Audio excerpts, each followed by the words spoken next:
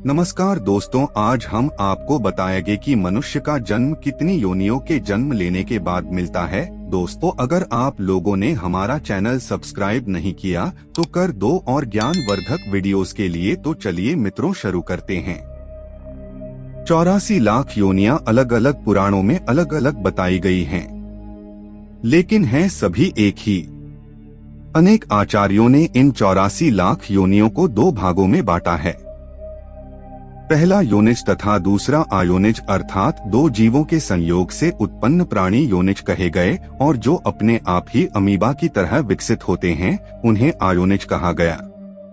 इसके अतिरिक्त स्थूल रूप से प्राणियों को तीन भागों में बांटा गया है। एक जलचर, जल में रहने वाले सभी प्राणी। दो थलचर, पृथ्वी पर विचरण करने वाले सभी प्राणी। तीन नभचर, आकाश में विहार करने वाले सभी प्राणी। उक्त तीन प्रमुख प्रकारों के अंतर्गत मुख्य प्रकार होते हैं, अर्थात 84 लाख योनियों में प्रारंभ में निम्न चार वर्गों में बांटा जा सकता है। एक जरायुज, माता के गर्भ से जन्म लेने वाले मनुष्य पशु जरायुज कहलाते हैं। दो अंडज, अंडों से उत्पन्न होने वाले प्राणी अंडज कहलाते हैं। तीन स्वदेज, मलमूत्र पसीने आदि से उत्पन्न क्षुद्र जंतु स्वेदज कहलाते हैं। चार उदिभज, पृथ्वी से उत्पन्न प्राणी उदिभज कहलाते हैं। पद्म पुराण के एक श्लोकानुसार जलज नव लक्षाणी, स्थावर लक्ष विंशति, कृम्यो रुद्र संख्यक, पक्षिणाम 10 लक्षणम, त्रिंशल लक्षाणी पशव, चतुर्लक्षाणी मानव।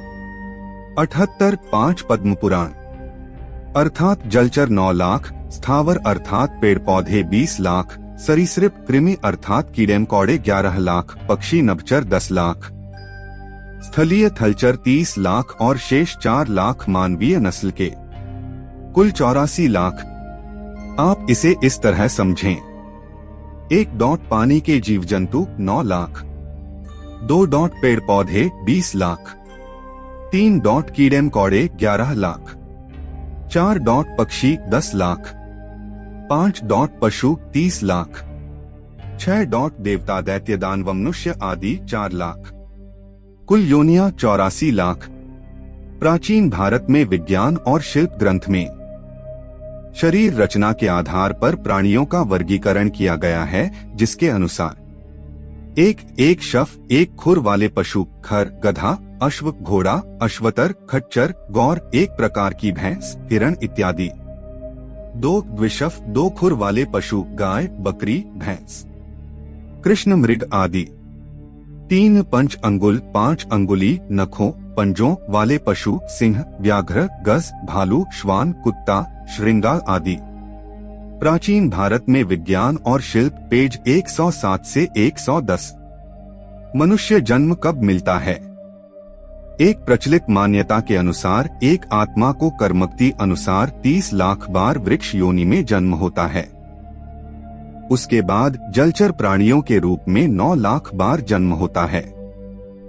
उसके बाद कृमि योनि में 10 लाख बार जन्म होता है, और फिर 11 लाख बार पक्षी योनि में जन्म होता है।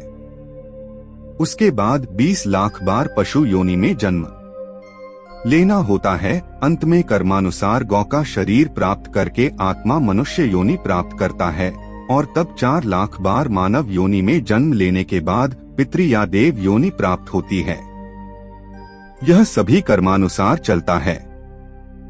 मनुष्य योनि में आकर नीच कर्म करने वाला पुण्य नीचे की योनियों में सफर करने लग जाता है, अर्थात उल्टे क्रम में गति करता है, जिसे ही दुर्गति कहा गया है।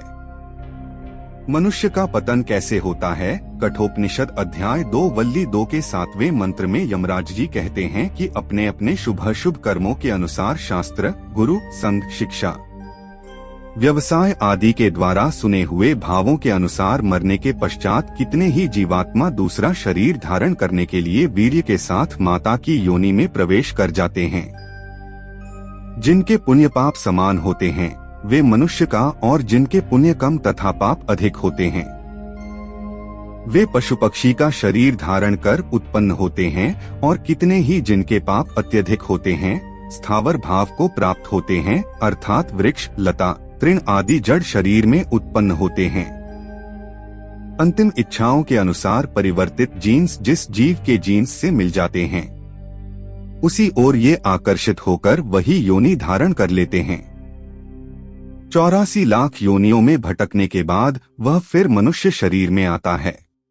वीडियो अच्छी लगी हो तो वीडियो को लाइक, चैनल को सब्सक्राइब जरूर